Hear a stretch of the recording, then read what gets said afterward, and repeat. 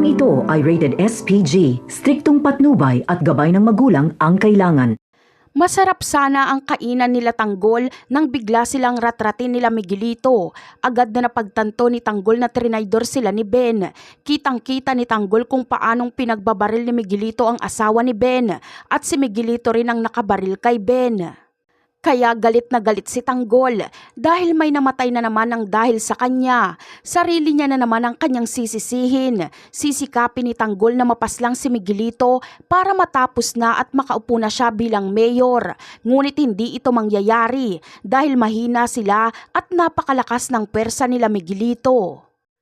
Samantala, palpak pa rin itong pagpaslang ni Miguelito kay Tanggol. Mas lalo lang itong ikakagalit ni Roberto dahil ikakasira nila ito. Marami kasi ang masasawi ng mga inosente at may kakalat pa na video na binabaril ni Miguelito ang mga residente sa lugar.